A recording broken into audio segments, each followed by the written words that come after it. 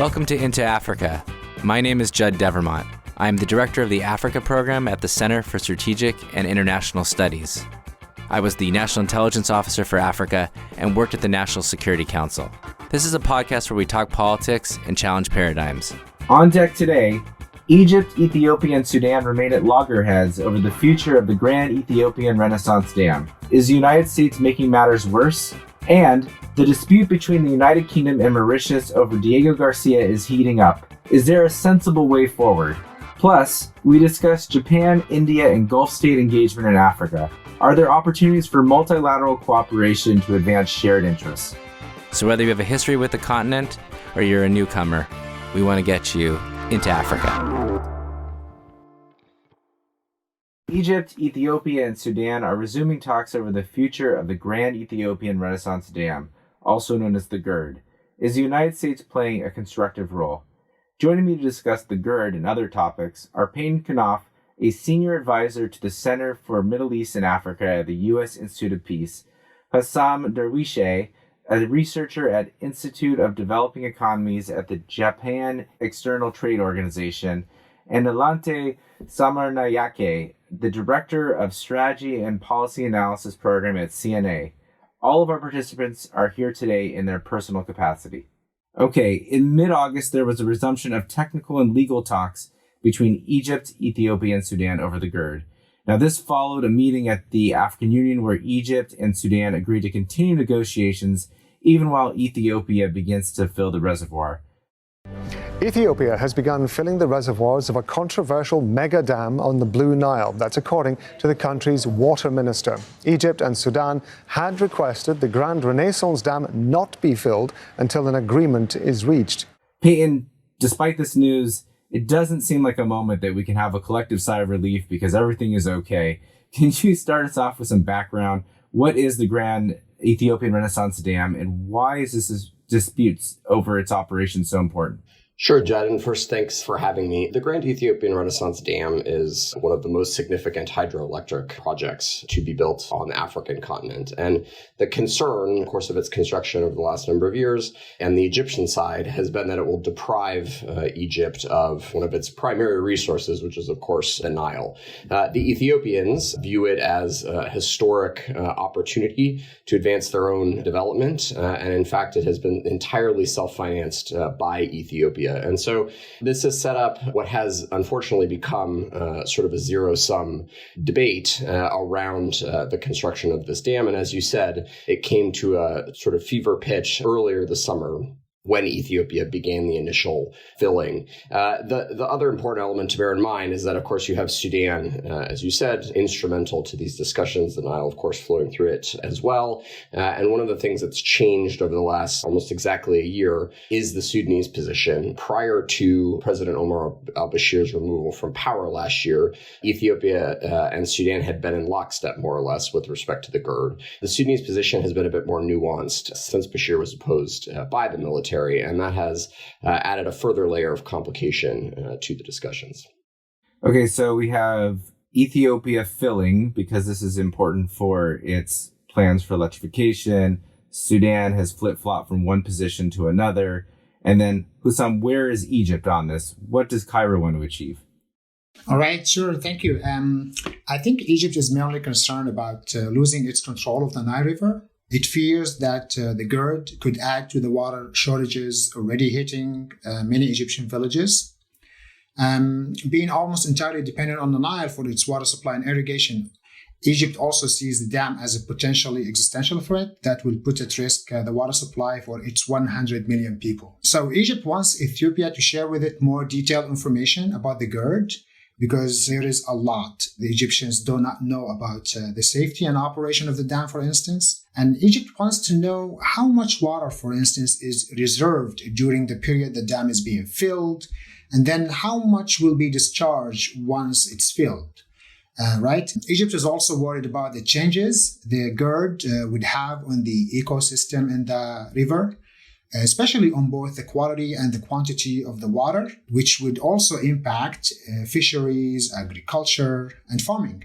And as you know, those sectors, by the way, provide jobs for thousands of Egyptian workers. That's why Egyptian leaders are pushing for reassurances that the country's water supply and flow will be maintained. They are seeking a legally binding agreement or commitment that will, number one, regulate the filling and the operation of the GERD. Number two, guarantees that Egypt's water allocation will not decrease as stipulated in the 1959 agreement, which is, by the way, opposed by Ethiopia and other upstream states. And number three, Egypt as well as Sudan want binding commitments related to the safety, water release, and compensation for the decline of water in case of droughts.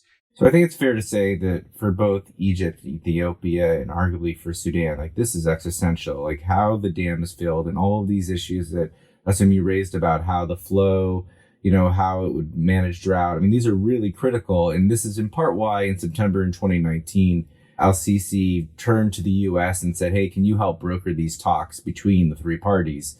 And apparently they got pretty close. The African Union says almost 90% of the issues were resolved. But as they got closer to a final agreement in February, the Ethiopians balked and they accused the U.S. of favoring Egypt. And now, I think things have gotten worse. The U.S. has decided to halt almost $130 million in foreign assistance to Ethiopia because of this stalemate, I guess, as a pressure point. Payton, I know you have some strong views here. Is this the right approach? And is there a way that the U.S. can, walk back from this problematic position? And then how does it play a constructive role? So, Judd, I think there's an important distinction here, which is that there are the technical issues around the GERD and around the use of water, and then there are the political issues. And as you said, I think by all accounts, there has been progress on some of the technical questions. That progress really came about more when the South Africans, on behalf of the African Union, stepped in a few months ago after the U.S. effort had more or less stalled. It's really the political issues that are outstanding. And as Housam said, to a great extent, that's rooted in a lot of the history around this issue. The Ethiopian position has been that the previous agreements, 1959 and even before that, were colonial era agreements to which Ethiopia was not a party. And that is actually factually correct. And so that's sort of the genesis of the dispute here. Now, to answer your precise question about the United States' role, it has been complicated by the baggage, as I said, of a perception of U.S. bias towards Egypt. And unfortunately, the reports of a U.S. suspension certain elements of assistance to Ethiopia more or less reinforce that perception. And while Ethiopian politics is highly, highly polarized at the moment, one of, if not the only unifying political issue in Ethiopia is, in fact, support for the GERD. And so this is a very valuable political commodity in Ethiopia. So I think what we can expect is that the U.S. assistance suspension will actually harden positions rather than create a context in which you can resolve not just the technical issues, but the political issues as well. Where do we go from here? Right? Like, what if this is going to harden the Ethiopian position? It doesn't seem like that is going to be advantageous for a resolution. Is there a new position that the U.S. could adopt, or is there a different negotiator or mediator? I mean, where do we go? Yeah, I think it's really concerning. I mean, as you know, the Ethiopians began the initial filling of the dam without an agreement, despite U.S. pressure. And I think that, again, is a firm indicator of how little leverage, to some extent, the United States has through pressure. What that suggests, however, is that if there were a more neutral mediation effort, and this is the role that I think the South Africans have been trying to play and playing admirably, I must say, to put some proposals on the table to resolve sort of the broader political issues, you might see some progress. The last thing I would just say, Judd, is that, we haven't, I know we'll talk about it later in the episode, but we haven't touched much on the role of the Gulf states. And I would say that, a number of the Gulf states have significant investments, not just in Egypt, but also in Sudan and Ethiopia, both political and economic investments. And so I think one of the things that could help break the deadlock is if there were a more concerted discussion about how to reinforce not just data sharing, as Housam said, which is both important on the Ethiopian side and on the Egyptian side, frankly, but how how, if there were an environment for more transparent data sharing, how external investment, not just from the West, but from the Gulf states, could help reinforce a different vision for water sharing in this region and promote economic development and certainly energy development across Northeast Africa. So there is an opportunity here, I think, to sort of flip the script and lead to some positive outcomes. But it's going to take a bit more nuanced and sophisticated diplomacy by the United States and others to do that. I mean, I think that makes a lot of sense. Hussam, do you want to just react briefly to Payton's recommendations? I do agree with Payton, but the problem here is that the balance of power is definitely on the side of Ethiopia. As you know, as a downstream country, Egypt cannot actually do much except put diplomatic pressure on Ethiopia to sign a deal. But so far, Egypt's diplomacy has failed. The Egyptian government has failed to restrict the construction or even filling of the GERD through its attempts to rally the Arab League, the UN Security Council, or even the United States. And this is, I think, Ethiopia does know this very well, that Egypt really have very few cards to play in these negotiations. And on the other side, Ethiopia is trying actually to avoid having a binding agreement with Sudan and Egypt that would limit its future hydropower projects on the Nile. And this is understandable. The GERD is an issue of national pride, and millions of Ethiopians are very much invested in the project. Besides, Ethiopia has really greater support than Egypt from other riparian states in the Nile Basin because they also want to utilize the Nile without being restricted by downstream states. And Ethiopia also has the support of the international community because they want the Ethiopian government to bring power to its people. Many researchers say that more than half of the Ethiopian population don't have access to electricity. And the international community also wants Ethiopia to prosper and to store water resources, not only for itself, but for downstream countries that would help mitigate floods and droughts. So I think that the three states are facing really an urgent need to develop a platform whereby they can engage directly to solve complicated problems regarding the utilization of the Nile waters and operation of dams, by the way, not only in Ethiopia, but across the Nile, including those in Sudan and Egypt. Well, you know, I think this is going to be a great place to come back to as we get to our last conversation about multilateralism, because I do think that, you know, the riparian states and the Gulf, as Payton mentioned, I mean, we have to think about these in broad terms, not just bilaterally or even trilaterally.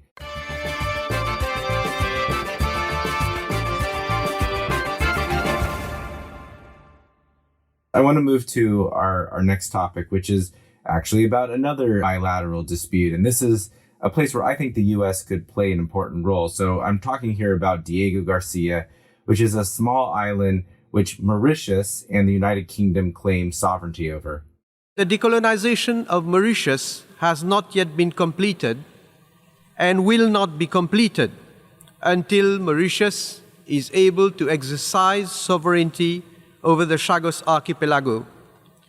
Nilanthi, why is this island so important to both countries? And if you could help us understand the current state of play both in the UN and the International Court of Justice. Sure. Well, for the UK, it's a piece of territory. No country wants to give up their territory. They refer to it as the British Indian Ocean Territory. Essentially, having this territory in the center of the Indian Ocean, it gives them automatic membership in regional institutions like the Indian Ocean Rim Association, the Indian Ocean Naval Symposium. So there are advantages to having the territory as well.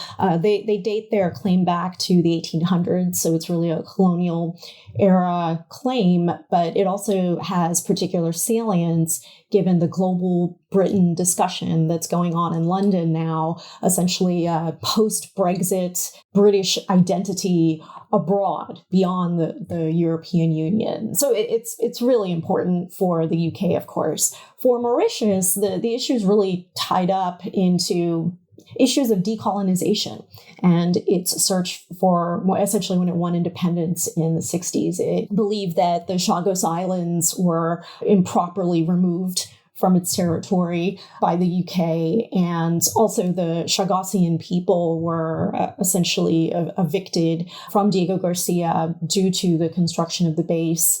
So for Mauritius, certainly the Chagosian element of it and the territorial claim, those are really the big drivers of it for Mauritius. And then where are we in the UN and the ICJ on this issue?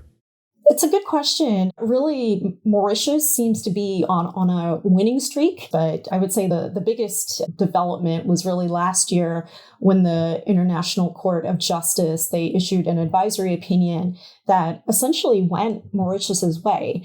And it talked about how the UK, they're under an obligation to basically leave the Chagos. And they even said as rapidly as possible. So it was pretty much on Mauritius' side, what it wanted to get out of that. And then just in terms of international diplomacy beyond legal venues like the ICJ, the UN General Assembly, Mauritius has been able to wield a lot of power, right, especially for a small state. There was a resounding vote after the ICJ opinion was delivered. It was 116 in favor of it versus 6, essentially endorsing the International Court of Justice advisory opinion. And as recently as this year, the UN World Map was revised, where the British Indian Ocean Territory is no longer listed, and the Chagos are listed as being under Mauritian control. So there's very much this sense of, okay, Mauritius has a lot of momentum, and they're really on a winning streak here. Well, and unlike the GERD, where the U.S. is trying to mediate between, 3 key partners, there's a direct interest in how this issue is resolved for the United States because it uses that base in Diego Garcia. And it has tried to claim this is a bilateral issue, although the State Department in 2019 did question the jurisdiction of the ICJ. Why is the U.S. being so coy here? I mean, Mauritius has said that it would let the U.S. military remain in Diego Garcia after the withdrawal by the UK. Mauritius' ambassador to the UN even offered to lease the base to the United States for 99 years. So that would be even longer than they currently have access, which is through 2036. So can you help us unpack the U.S. position here? Sure. Well, I think first it's important to understand just how critical the base is for U.S. military operations. So westward operations are supported through the access to the base in Diego Garcia for operations in the Middle East, where the U.S. has had combat operations for the past 30 years. But then it's also critical for operations eastward in the Pacific. And, especially in Washington for the past few years, there's been this discussion about great power competition and the threat posed by China as a rising power. So this base is just absolutely vital for U.S. military operations just globally.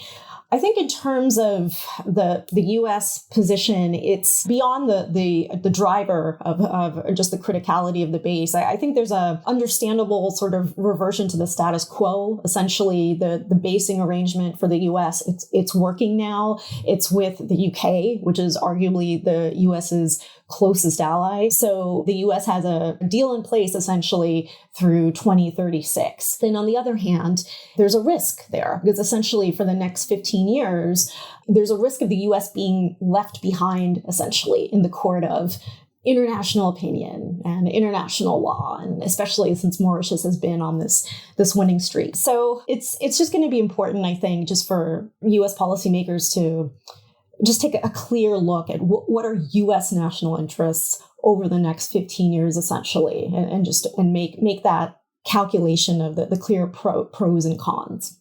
Do you think that they will eventually see it that way, right? Do you think the U.S. policymakers will eventually make a determination that addresses the issues that you made, or will they stick with the UK and will be in a stalemate for the foreseeable future? It's a good question. I don't know how, it feels so far down the road, 2036. So I don't know to what extent this issue is on the radar. I think we're just, as human nature, we're focused on sort of what's most immediate and upfront to us. But, Yeah, it's a good point that, 15 years can just fly by like that. And this will just be immensely controversial in terms of renewing the agreement in 2036, just given what international law has stated, regardless of whether you agree with the jurisdiction argument, given what the international diplomatic institutions, how they have voted, and just, of course, public opinion. Right now, as you mentioned, Mauritius, they have publicly stated that they will allow the base to continue if the U.S. were to pursue an arrangement with them bilaterally and for 99 years. So it does seem like that is an option for the U.S. I think just essentially just putting it on the radar of U.S. policymakers, and making the conscious, deliberate decision to really just check in with the U.K. and really talk about what are the clear options here and essentially where the wind is blowing. But it does seem that Mauritius is determined to keep pursuing this, and it continues to score victories, including as recently with the UN World Map. So it doesn't seem to be going away. Well, if listeners want to learn more about the dispute over Diego Garcia, there is no better place to go than CNA, and Nilanthi's work on this has been consistent, high level, really sophisticated, really insightful. So I recommend that you check out whether it's her recent article in Defense One, which we'll put in the show notes, or just check out the work that her think tank is doing. It's great stuff.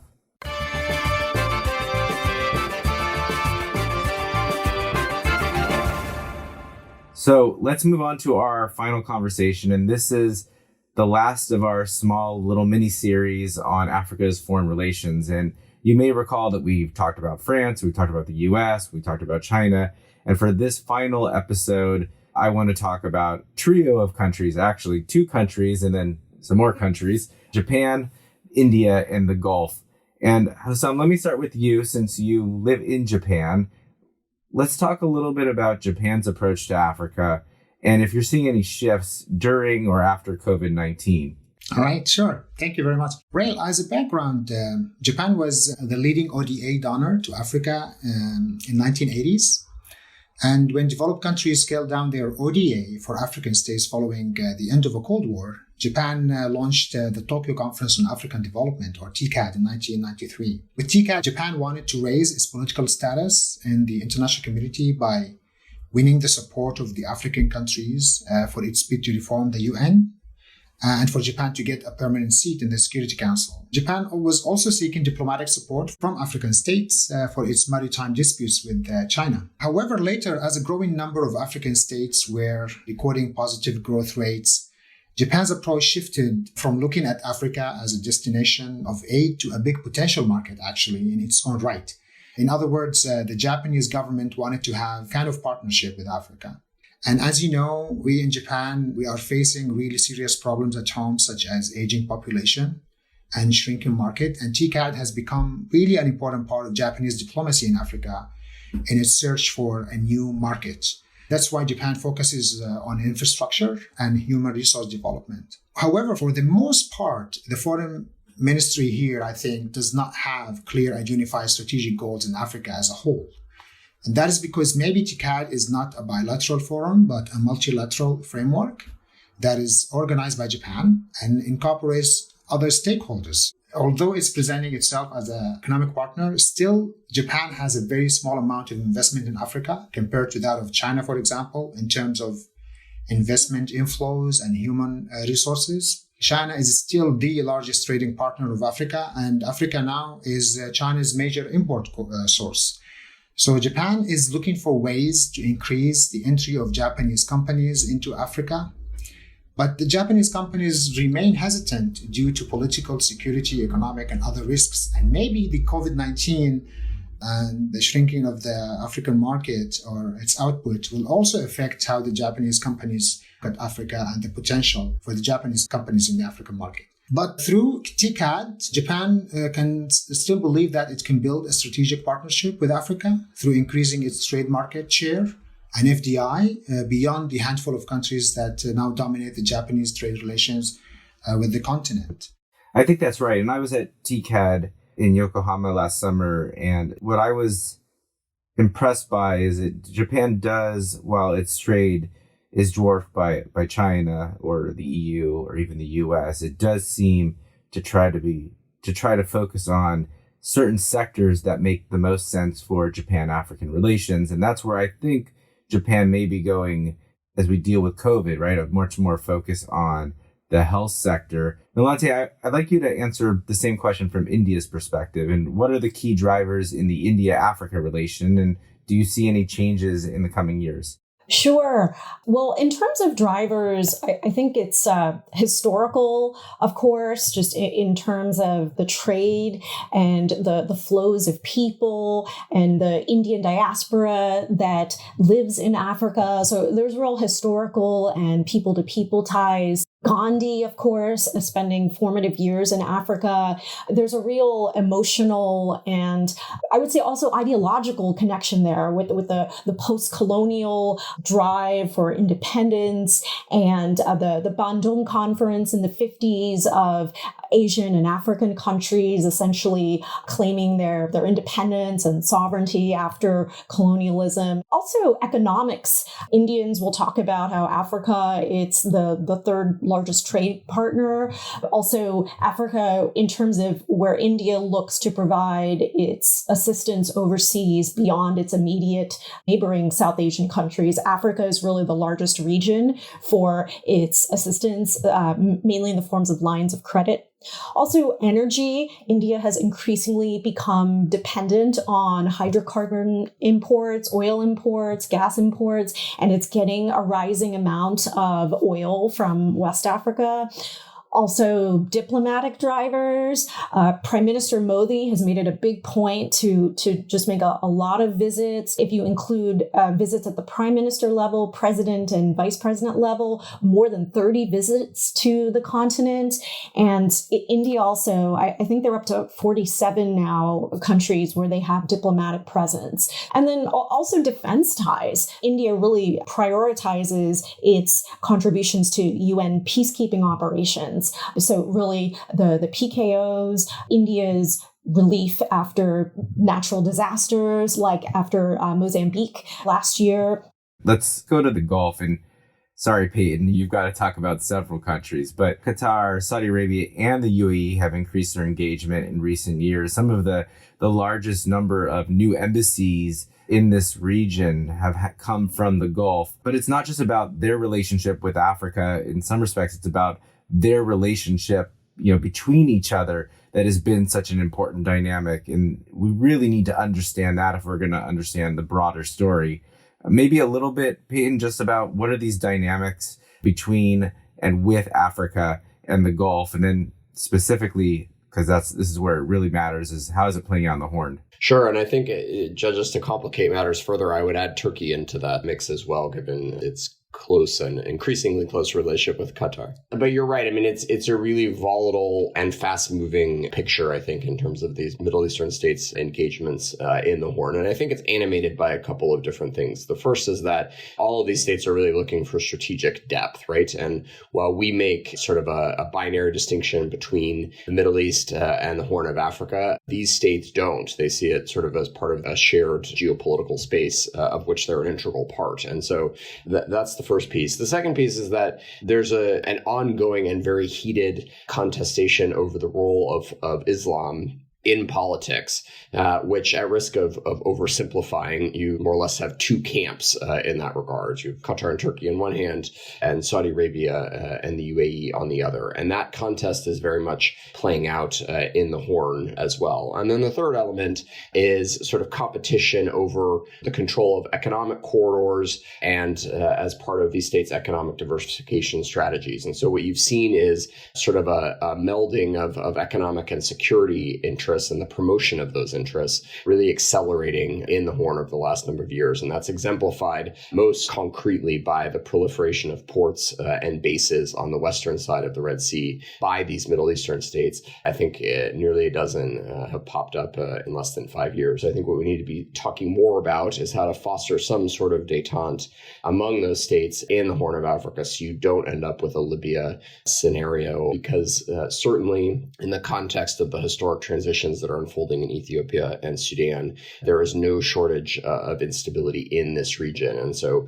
we need to be looking at, as we were talking about earlier in the context of the GERD, opportunities not just for diffusing tension, but for fostering cooperation, and whether that means on energy security, on water security, on other issues. There are shared interests, certainly on the economic front, but we also need to be actively diffusing this political competition before it spins out of control. I think you're exactly right. And this is something that we at CSIS have been writing a lot about, whether it's the growing external interest in Africa, but then also how do you think about multilateralism? And I think that's where I want to spend the last couple of minutes that we have on the podcast. And we've written a couple of things recently just about COVID-19, and all of the countries that we've mentioned have really ramped up their response to COVID-19. The UAE, I know we've been talking about them in terms of the Horn of Africa and Qatar, but they've done a tremendous amount of assistance in West Africa as well. Japan has been very engaged, and so is India in the Indian Ocean response. And I just like to spend a little bit thinking about how do you use multilateralism to address some of these challenges, whether it's defusing, Payton, as you said, but also thinking more proactively, affirmatively about future challenges and working together collaboratively and successfully. So Housam, maybe just start from your perspective. Is this the approach that Africans want? Do they want a more multilateral, unified approach, or is there some value in working with different bilateral partners one by one? I think that having a unified approach or one approach towards Africa is really very hard to obtain, or is very difficult. Many international actors are asserting their political and economic influence in the region for access and control over natural resources. And on these international actors, they also have competing foreign policy visions for the region.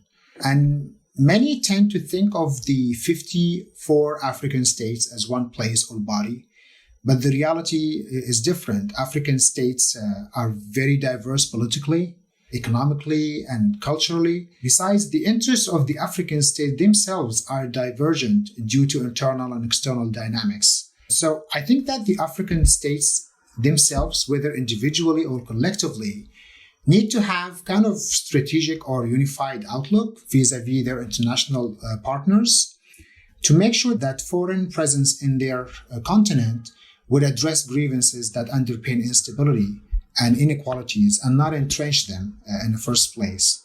Yeah, we've been saying this a lot in our work, that Africans have to be clear about what they're looking for from their external partners. It's not enough just to say we don't want to have to choose sides, but what are the ways and the principles and the frameworks in which they want to engage with their international partners. Payton, you've thought a lot about multilateral arrangements in the Red Sea. Are there principles that you think should underpin these types of engagements? So I'll offer two thoughts, Judd. I mean, one of the challenges to multilateralism in the Red Sea is this geographic, and falsely so, the sort of geographic seam, right, where you don't have any groups that really are inclusive of both the Middle Eastern and the African states. Having said that, whether it's the African Union, whether it's the Intergovernmental Authority on Development, whether it's this newly established Saudi-led Red Sea Council, there are efforts at different formats to bring certain constellations of states together. And I think that's important. And there doesn't have to be a one-size-fits-all sort of model, right? The idea is to figure out what sort of interlocking synapses for cooperation can be constructed on various issues. If we take away nothing from the last 2.5 years of tremendous political change in Sudan and Ethiopia, it's that Africans are looking for a say in their own governance and how their resources are used,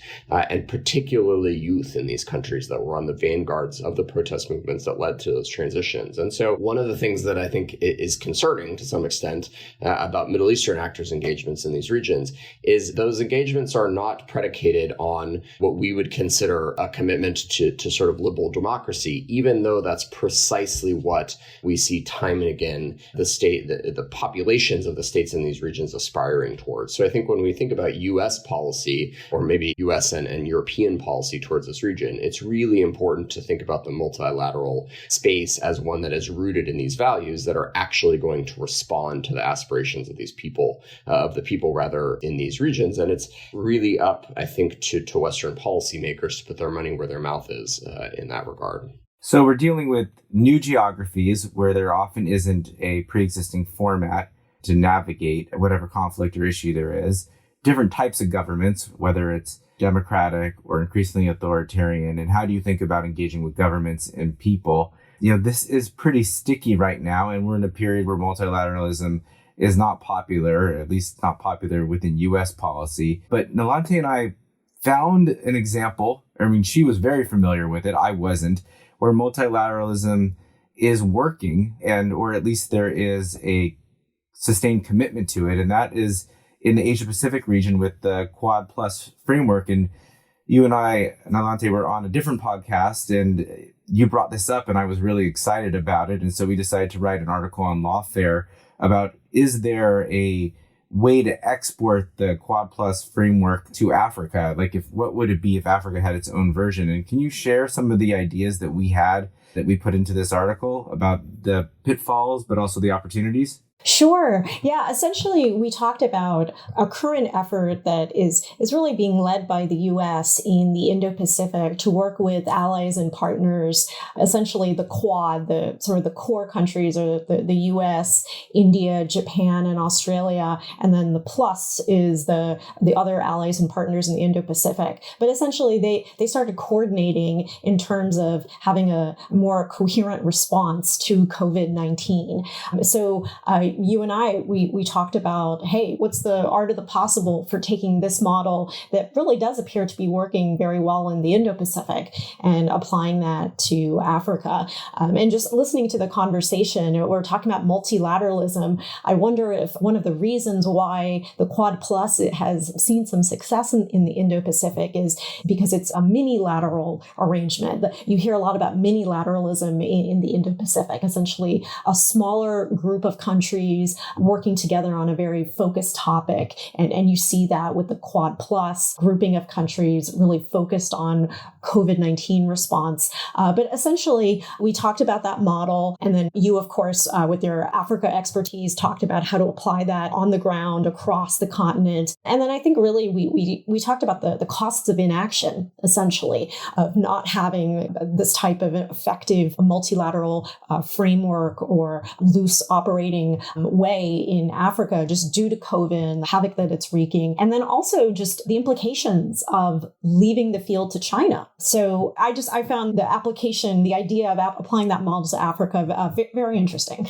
First of all, I like this idea of minilateralism. I haven't heard that, and I think that's really interesting. And I think when we're talking about maybe the GERD or Mauritius and the Chagos Islands, or we're talking about some other issues, we need to think about that model. But then more broadly, how do we deal with some big issues? And again, a changing geography in where the US and the EU typically have one way of thinking about Africa, but that's not really the reality if you match trade and security relations and diplomatic relations. So we're going to try to do more of this thinking at CSIS, including some papers. So I encourage our listeners to stay tuned. And let me just thank our three guests for joining me today. Thank you. You're most welcome. Thanks, Judd. Thanks, Judd.